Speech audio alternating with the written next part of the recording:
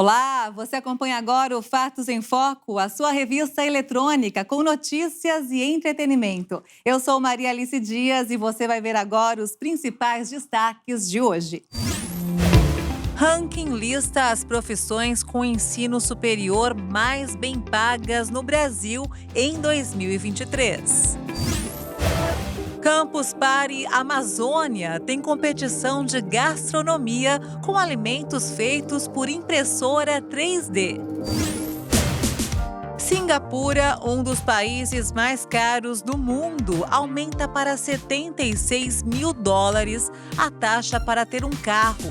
Famílias precisam economizar por anos para obter licença e carros básicos. Com salários de mais de R$18 mil, o Instituto Brasileiro de Economia da Fundação Getúlio Vargas fez um levantamento de quais profissões com ensino superior são as mais bem pagas no Brasil em 2023. Vamos ver. Os médicos especialistas lideram a lista de profissionais mais bem pagos no país, seguido por matemático, geólogo, engenheiro, mecânico e desenvolvedor de software. Já os trabalhadores com menor rendimento médio são os professores de pré-escola e outros profissionais de ensino. O resultado foi possível a partir de dados da Pesquisa Nacional por Amostra de Domicílio, do Instituto Brasileiro de Geografia e Estatística, coletado no segundo trimestre do ano, em que foram analisadas informações de pessoas que trabalham em empresas privadas em ocupações que exigem ensino superior. Assim foi possível listar as profissões citadas com maiores e menores salários no país. A pesquisa também analisou esses valores em relação a 2012 e mostrou que o salário dos médicos especialistas, por exemplo, apesar de ser o maior da lista, caiu 13% nos últimos anos. Já os desenvolvedores de páginas de internet e multimídia tiveram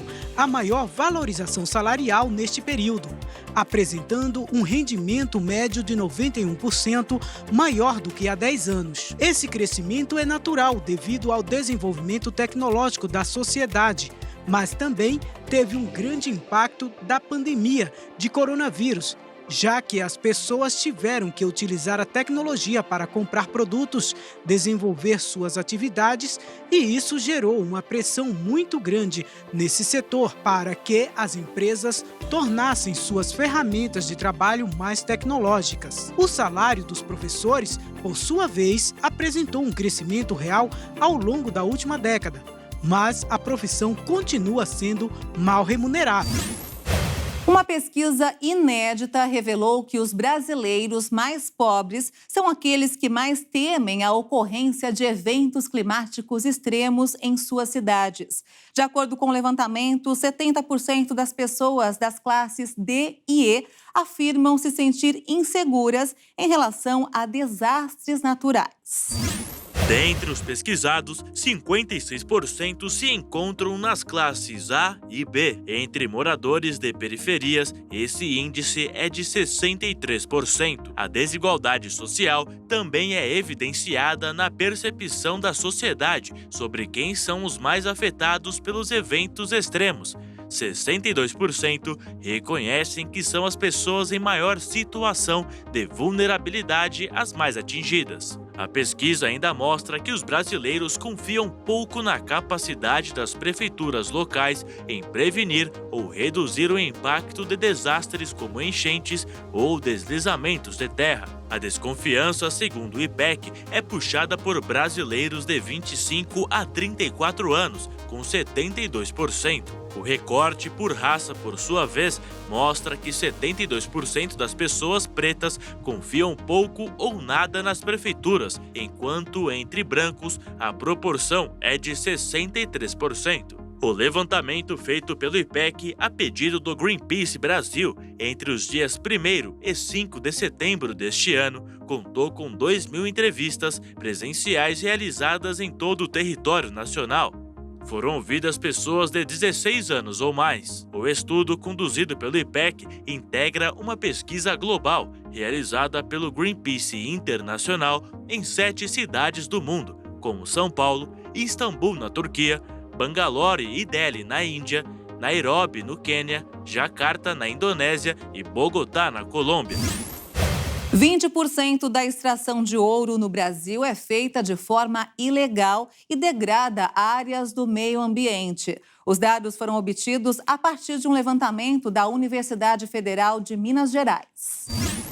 No primeiro semestre desse ano, a área de desmatamento irregular causado pela extração de ouro ficou em 19%, número considerado alto, mas que está diminuindo em comparação com o ano de 2021, que chegou aos 33%. Por outro lado, o que está aumentando é a área degradada. Neste ano, o Brasil registrou a segunda maior soma de área degradada para a mineração de ouro desde o começo da série histórica, que teve início em 2016. Foram 6.000 hectares convertidos para a mineração, um aumento de 50% em relação ao mesmo período do ano passado, e abaixo dos 135% registrados no segundo semestre do ano passado. O aumento da extração acontece principalmente pela valorização do ouro. De acordo com especialistas, nem todo desmatamento é ilegal. Existem alguns desmatamentos autorizados, pois os garimpeiros e as empresas têm autorização para explorar devido ao processo minerário, e para que isso aconteça, é preciso retirar a vegetação local. Quase toda a produção considerada irregular pelo estudo foram concentradas nos estados do Mato Grosso e do Pará. E olha só, um estudo mostrou que o spray nasal é capaz de reduzir significativamente os sintomas da depressão. Uma pesquisa internacional, publicada no The New England Journal of Medicine, renovou as esperanças de pacientes que sofrem de depressão resistente a tratamento. O estudo revelou que uma terapia combinada, que envolve o spray nasal de acetamina, apresentou resultados positivos superiores em comparação com os tratamentos convencionais. A depressão é uma condição mental debilitante e muitos pacientes não respondem aos tratamentos com os antidepressivos disponíveis no mercado. No estudo, os resultados foram notáveis, com 27% dos pacientes do grupo do spray nasal de acetamina alcançando o desaparecimento dos sintomas na 8ª semana, em comparação com apenas 17,6% no grupo do medicamento quetiapina, de liberação prolongada. O uso da acetamina foi aprovado pela Anvisa no fim de 2020 para transtorno depressivo maior em adultos que não tenham respondido adequadamente a pelo menos 2 antidepressivos diferentes com dose e duração adequadas para tratar o atual episódio depressivo de moderado a grave. O problema é que o custo do medicamento é muito alto e fica inacessível a uma grande parcela da população. A descoberta mais notável foi que o spray nasal de acetamina foi superior tanto no primeiro resultado quanto na manutenção da ausência de recaídas em pacientes quando o tratamento foi combinado com um antidepressivo contínuo. O uso de telas como de celulares e computadores está fazendo a alegria dos vendedores de óculos. A miopia dobrou nos últimos 10 anos e a expectativa é que vai aumentar. Para quem não quiser fazer parte da estatística, é bom ouvir os conselhos da médica. Um distúrbio visual que tem como principal característica a dificuldade de ver de longe, a miopia. Segundo essa oftalmologista, o tempo excessivo e a pouca distância de telas contribuem para o surgimento da condição, aparecendo cada vez mais cedo em crianças. Tem alguns estudos que mostram que mais da metade da população em 2050 vai ter miopia. E hoje em dia, com relação ao uso abusivo de telas, é cada vez mais frequente. Porque o que acontece? A tela, seja o celular, computador, tablet, aumenta o esforço acomodativo, o esforço visual para perto. A imagem acaba se formando assim, estimulando assim, o crescimento do olho e a imagem acaba se formando antes da retina, que o paciente fica um pouco mais míope, né?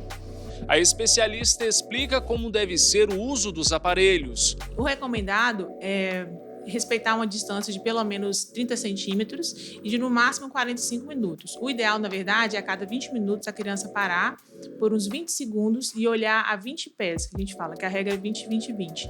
A 20 pés seria mais ou menos 6 metros. E o recomendado também, pela Sociedade de pediatria é que crianças até 3 anos não tenham contato nenhum com tela, de 3 a 5 anos, 1 hora, sempre sob supervisão, e de 6 a 10 anos, 2 horas. Apesar de utilizar com frequência o celular, Juliana diz tomar esse cuidado. Eu uso a luminosidade do celular mais baixa, né, por essas questões mesmo. Sabendo dos riscos, Dayana não deixa os filhos por muito tempo na frente dos aparelhos. Eles não usam muito celular, porque eu não deixo, né? Porque tem muitas coisas que tá acontecendo, aí eu não deixo eles muito usar o celular. Televisão também, que a questão da distância tem respeito. Televisão ele já costuma a usar mais. É porque ele gosta muito de assistir televisão, né? Mas o celular eu não deixo muito. A preocupação dos médicos é devido à miopia estar associada a doenças oculares, consideradas graves, como o glaucoma e o descolamento de retina, que podem levar à cegueira. Por isso, o mais recomendado é tentar evitar o aparecimento. A miopia ela é mais frequente em pessoas que têm descendência asiática, pais que são míopes. Quando os dois são míopes, aumenta 6 vezes a chance da pessoa ter miopia. E a questão assim, quanto mais precoce desenvolve a miopia, mais chance da criança ter essa miopia, assim, principalmente uma miopia mais patológica, degenerativa, que além do grau alto, tem problema também na retina. A internet é 24 horas, seja para trabalho ou seja para você conversar com alguém, com um amigo, geralmente é. E aí a gente tem usado, né, diariamente. Quem não é viciado e que está nos assistindo aí, quem não é viciado no WhatsApp, Facebook, e aí as redes sociais estão tomando conta, né? Na ótica da Camila, cresceu consideravelmente o número de pessoas, assim como a Denilson, buscando por óculos, devido à miopia. Um exemplo disso é o fato de termos vendido hoje 95% mais de lentes com tratamentos exclusivos para uso de tela. Nos últimos anos, isso. Nos últimos anos, isso. Nós podemos observar aí de 2010 para 2020 um aumento grande. No campus Party Amazônia, estudantes apaixonados por culinária são desafiados a usar a criatividade e inovação para produzir um prato utilizando apenas alimentos feitos por uma impressora 3D. Vamos ver.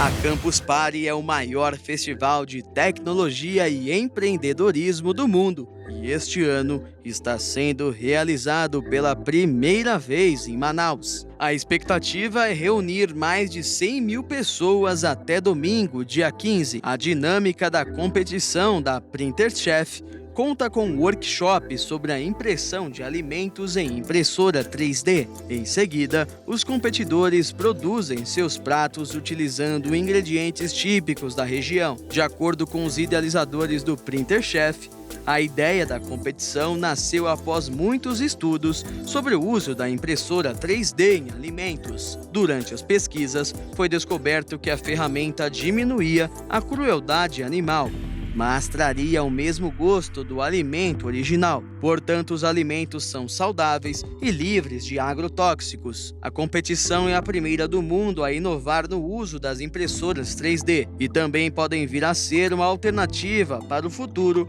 com uma abordagem mais saudável e criativa na alimentação. Em Manaus, 16 participantes estão disputando 4 seletivas. Em cada uma das etapas sairá um vencedor que disputará a grande final da regional. Nas baterias, os competidores terão que produzir um prato utilizando um item impresso pela impressora 3D. Depois, 3 jurados avaliarão as composições para elegerem o melhor. O vencedor da edição disputará a final nacional na próxima edição da Campus Party Brasil, que será realizada no ano que vem.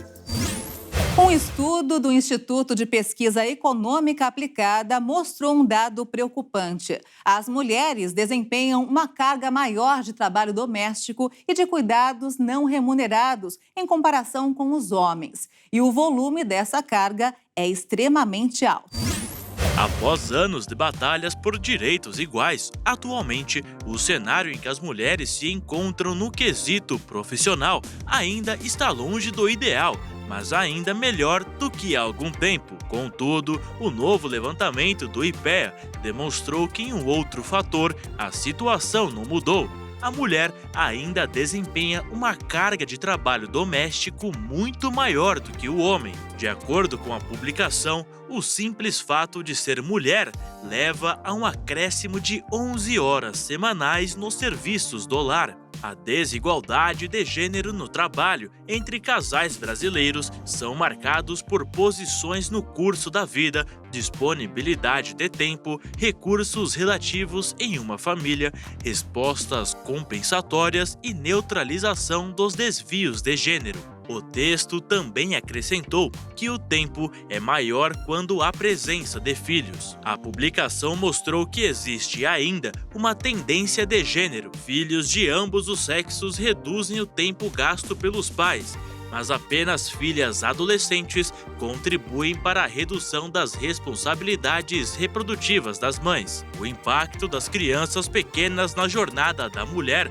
é o dobro em comparação ao observado entre os homens, mas diminui à medida que os filhos crescem. O estudo do IPEA trata também da dinâmica com outros adultos, além do casal na residência. Nesse caso, o trabalho doméstico dos homens é reduzido, especialmente se essa pessoa for uma mulher. Vale lembrar que a divisão dos afazeres domésticos é uma questão importante para a boa relação do casal que compartilha o teto e ajuda também na diminuição de atribuições da mulher dentro de casa.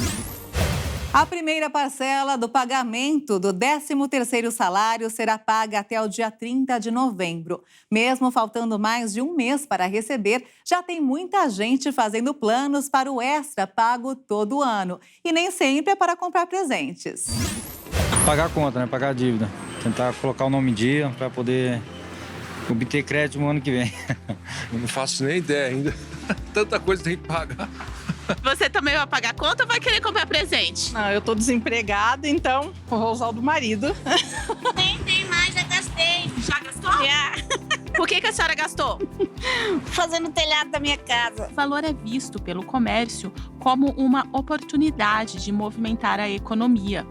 O administrador Júlio César Fernandes explica como sair das dívidas e usar da melhor forma o recurso financeiro de fim de ano. Para as pessoas que, lamentavelmente, não têm a vida financeira organizada, o ideal seria pagar essas contas atrasadas, começar um novo ano, sempre levando em conta que no início do ano ele tem despesas extras, né? Ele tem IPTU, ele tem IPVA, ele tem a matrícula dos filhos, ele tem material escolar para quem tem filho pequeno. Então, tudo isso ele tem que ter em mente. O ideal é que ele faça uma projeção.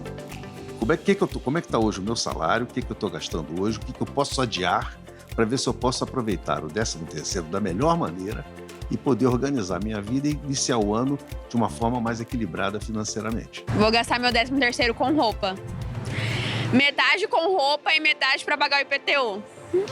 Com isso. Vamos ver, vamos esperar, né? O Natal aí.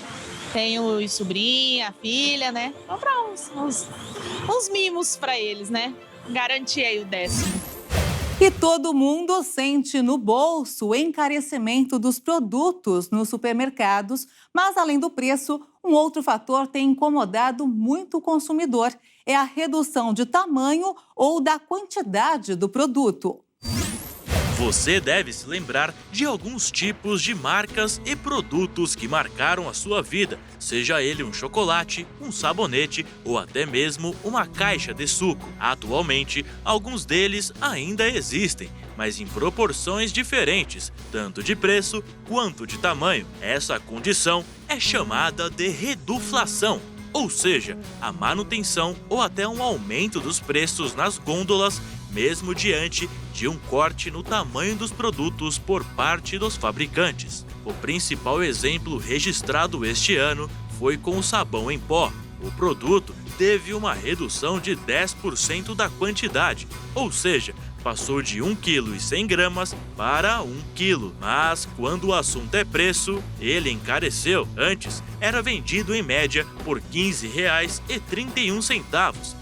Agora passou para R$ 19,18. Na lista dos produtos que mais sofreram com essa condição, aparecem ainda o chocolate, biscoitos e molho de tomate. Segundo especialistas, existem 2 grandes motivos para as empresas praticarem a reduflação. O primeiro pode ser os eventuais aumentos nos preços dos combustíveis, que impactam nos custos de transporte do produto, e também as questões sazonais. Nesses casos, a solução encontrada pelas empresas, segundo os especialistas, é repassar os valores no preço final do produto. Segundo eles, os consumidores que se sentirem afetados pela reduflação devem procurar o PROCON. Isso porque, legalmente, as empresas precisam informar se houve alterações na gramatura de um produto. Vale lembrar ainda que quem sai perdendo é sempre o consumidor.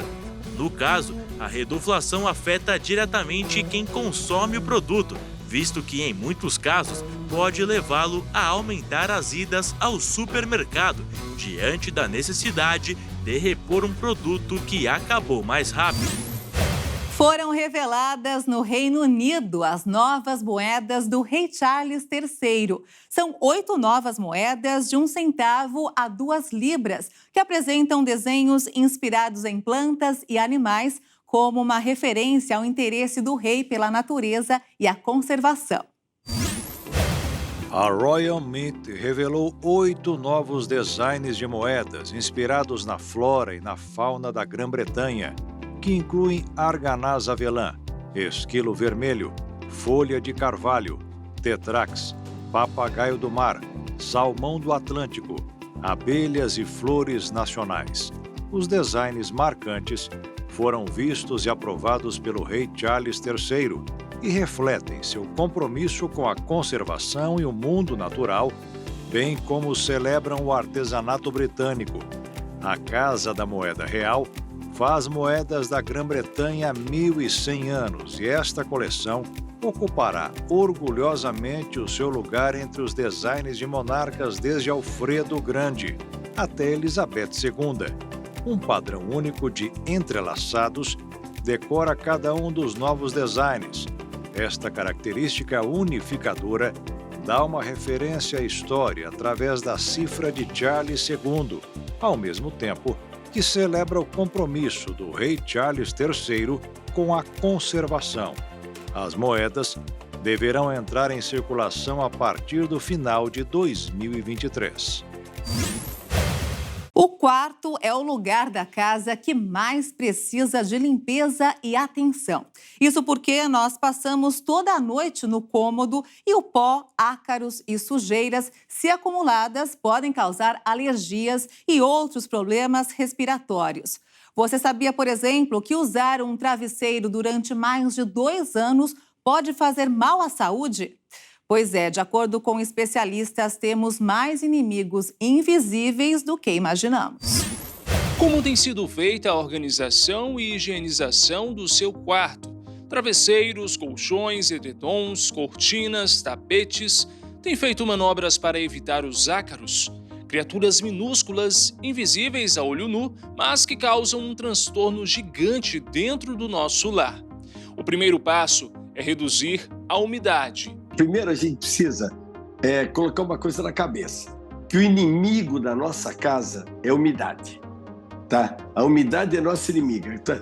Por quê? Porque a umidade é amiga dos nossos inimigos, que é o bolor, mofo, né? E os ácaros. Eles adoram a umidade, né? Então nós temos que fugir, inclusive a própria avó nossa, ela falava o seguinte, que você deixa a janela aberta para arejar. Quanto mais arejar, mais saúde, né? O que ele queria dizer, na verdade? Esse arejar significa secar, né? E aí você fechava tudo, você vai na farmácia, tem um umidificador ambiental. Aí você pega o umidificador, coloca no quarto do seu filho, aí você coloca uma bacia com água, coloca uma toalha molhada, né? Você faz uma atmosfera amazônica no quarto do seu filho e tu acha que o teu filho é uma samambaia, né, que vai abrir as pétalas. E, na verdade, seu filho não é planta. Ele não pega umidade do ambiente, né? Ele pega umidade da água que ele toma. Então, dá água para ele. A Maria não gosta de cama desarrumada. Já vou levantando e organizando o meu quarto. Não gosto de cama desforrada.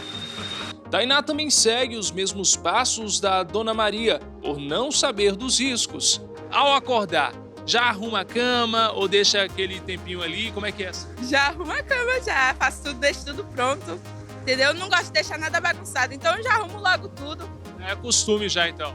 Costume. Você sabia que esse ato seu pode estar contribuindo para que os ácaros eles continuem ali procriando em cima da sua cama? Sério? Não sabia. Se você acordar e já forrar essa cama, o que acontece? Aquela umidade vai permanecer, né? Aí junta com todo o resto de pele que você já deixou naquele colchão. Que a hora que você dorme, você vai se esfregando. Olha a quantidade de escamas de pele que você deixa, né? Junta essa umidade, mas você está servindo um banquete para os ácaros. Então você tem que tentar secar o mais rápido possível. Daí você consegue. O ideal seria você deixar o colchão dentro de um protetor, que fosse um saco fechado com zíper, que seja de impermeável por dentro e de algodão por fora. Tá? Isso aqui seria o ideal, né? Se não, você faz isso, fica 1 ou 2 horas esperando para arrumar a cama, só arruma depois de 2 horas, e pelo menos uma vez de 15 dias, você tira o lençol, joga bicarbonato de sódio por todo o colchão, né? Deixa uns 15, 20 minutos, né? Depois você usa o aspirador de pó para aspirar. Só que esse aspirador ele tem que ter um elemento filtrante que tem um nome chamado EPA, H-E-P-A, né? Que é alta capacidade para eliminação de partículas. Se ele não tiver o EPA, que é uma grande parte dos aspiradores, sinto muito, você jogou dinheiro fora comprando esse aspirador. Um aspirador desses que não tem filtro EPA, ele aumenta em 1000 vezes a quantidade de alérgenos do ar. De acordo com o Dr. Bactéria, os ácaros costumam se alojar em ambientes quentes, úmidos e escuros, ou seja, em locais pouco arejados, onde eles conseguem se alimentar e reproduzir. Para se livrar, jamais use travesseiros por mais de 2 anos. O travesseiro, você tem que respeitar o tempo de vida dele. Um travesseiro de 2 anos, se você pegar o peso do travesseiro, você divide por 3 partes. 1/3 do travesseiro é formado por ácaros vivos, ácaros mortos e cocô de ácaro. 1/3, quer dizer que é muita coisa. Evite lavá-lo ou colocá-lo no sol. E você nunca pode colocar o travesseiro no sol. Se você colocar no sol, os raios eles vão pegar na superfície, não vão entrar, porque o raio não é penetrante, e lá dentro do travesseiro vai estar com a temperatura ideal para o acasalamento dos ácaros. A lavagem ela não é indicada. Por quê? Quem gosta de lavar faz esse teste. Pega o travesseiro, pesa, lava, depois seca e pesa novamente. Você vai ver que vai ter uma diferença de peso. Essa diferença, o que é? Água que ainda ficou dentro. Pessoas alérgicas devem redobrar a atenção quanto aos cuidados. Tudo que segure poeira não é indicado.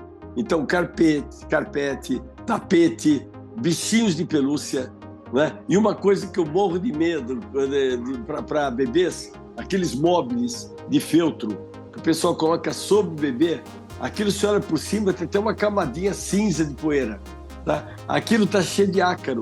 Essas outras dicas do doutor, as nossas entrevistadas seguem à risca. Minha casa toda, né, é muito arejada. É por questão de saúde, bem ventilada. No quarto eu não tenho tapete, só na minha sala mesmo que tem. E eu sempre arrumo também, não deixo muito tempo.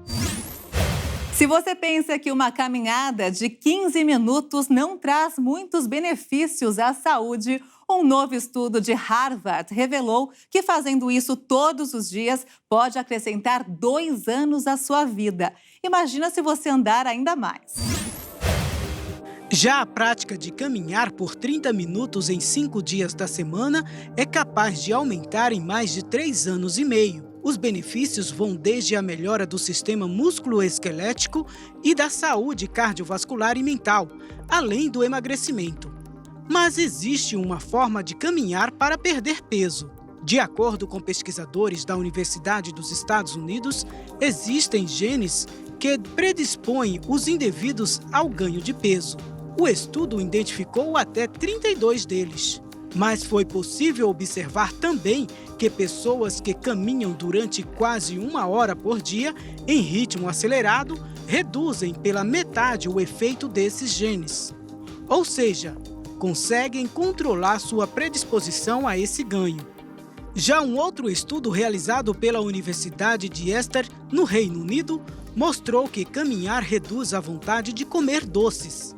Para chegar a esse resultado, os autores analisaram funcionários em contextos de trabalho que conseguiram andar 15 minutos durante o dia, nos momentos mais estressantes, que acabaram manifestando menos interesse em comer algo doce para acalmar a ansiedade. Fazer uma caminhada em bom ritmo queima gordura e começa a desenvolver músculos após 20 minutos de execução, o que facilita a aceleração do metabolismo.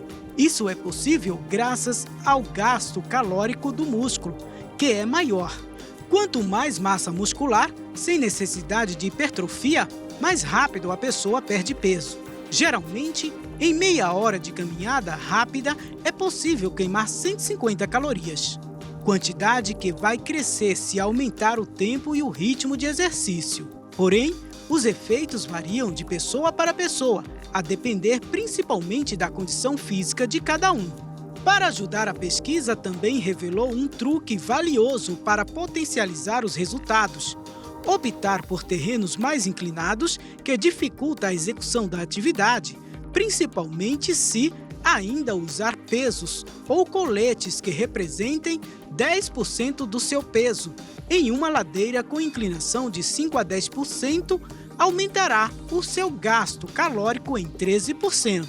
Os pesquisadores também constataram que os indivíduos que andavam em superfície plana usando um colete pesado com 15% do seu peso queimavam 12% mais calorias. Outra dica é misturar exercícios de força com flexões, agachamentos, afundo e elevação pélvica.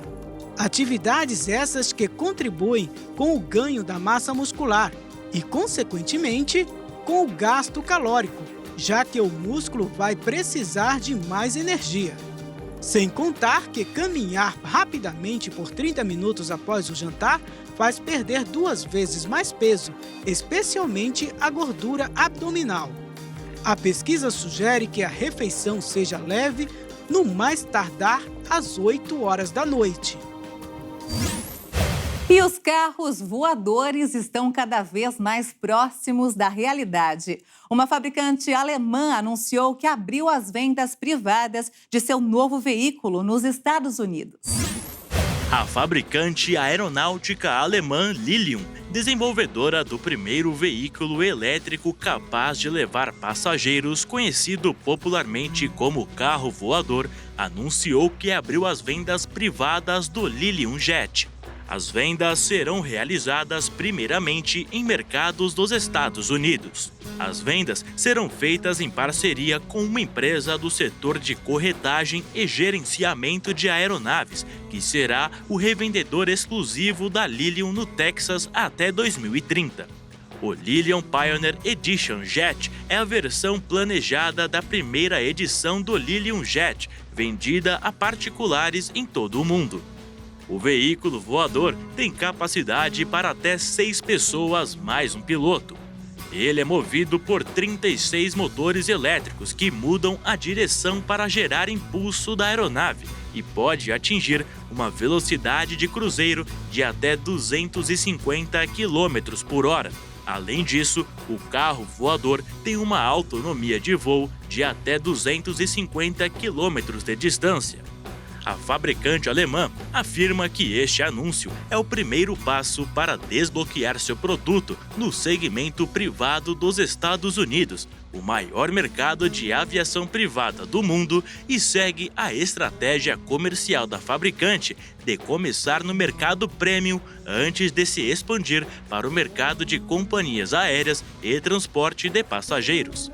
O Lilium Jet estará disponível em todo o país, com foco inicial nas principais cidades do Texas, incluindo Austin, Houston, San Antonio e Dallas, alinhando-se ao compromisso do Texas com a sustentabilidade e oferecendo opções de transporte eficientes e ecológicas para residentes e visitantes. Mas, como toda grande tecnologia, o seu valor pode assustar grande parte da população mundial, já que em seu lançamento, o Lilium Pioneer Edition Jet pode ser vendido por cerca de $1 bilhão, cerca de 5 bilhões de reais.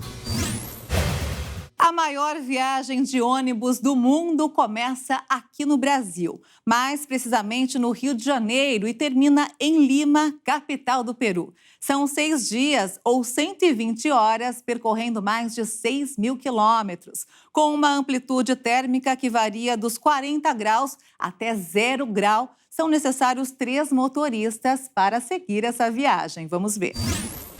O ponto de partida é o Rio de Janeiro, na costa atlântica da América do Sul. Os primeiros passageiros saem da capital fluminense e enfrentam o primeiro trecho da viagem até a cidade de São Paulo. A segunda parada é no Mato Grosso do Sul, onde todos aproveitam para almoçar. De volta à estrada, a paisagem permanece praticamente a mesma: lavouras e mais lavouras de soja e milho até o anoitecer.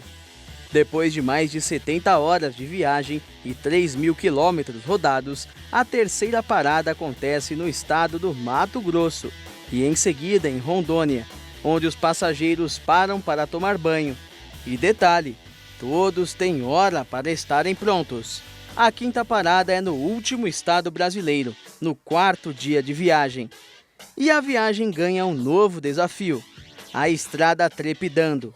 Após mais de 5 mil quilômetros rodados, os viajantes chegam a Assis Brasil, no Acre, já na fronteira com o Peru. Por lá é obrigatório passar pelo controle de fronteira dos dois países. Já em território peruano, os passageiros seguem em direção à Cordilheira dos Andes. Dessa vez, a noite será sem nenhuma parada para banho. No dia seguinte, o ônibus chega finalmente à Cordilheira dos Andes. A temperatura despenca de 30 para 0 graus na montanha e o cenário muda completamente. Antes de chegar em Cusco, onde será feita a primeira descida oficial de passageiros, uma parada para o almoço e até passear para o Machu Picchu. Após sair de Cusco, o ônibus enfrenta uma estrada muito sinuosa, que exige muita atenção dos motoristas. E por fim, a última e tão aguardada parada, na capital do país, Lima. Para realizar a viagem mais longa do mundo, é necessário desembolsar aproximadamente R$1.000 na passagem.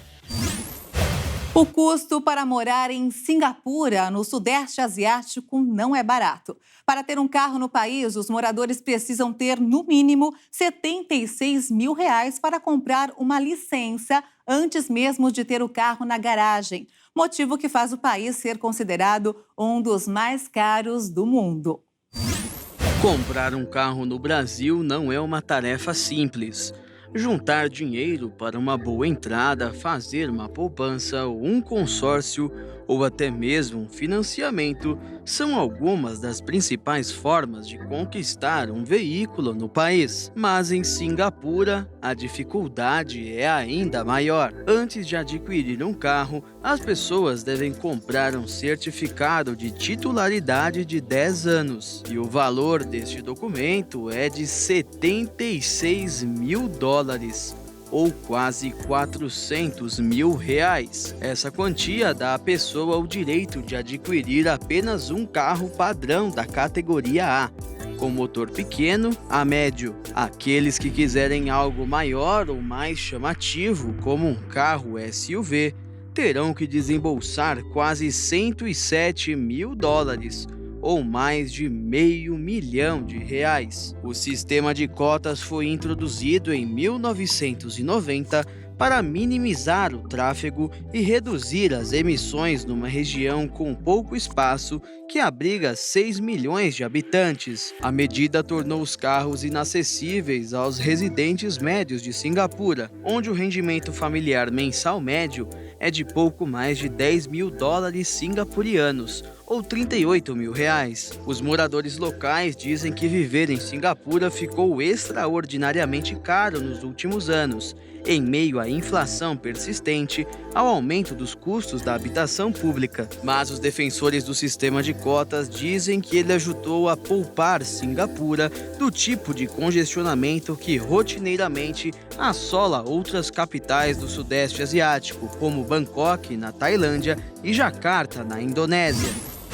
E o Fatos em Foco fica por aqui. Se quiser rever as reportagens desta edição, acompanhe as nossas redes sociais.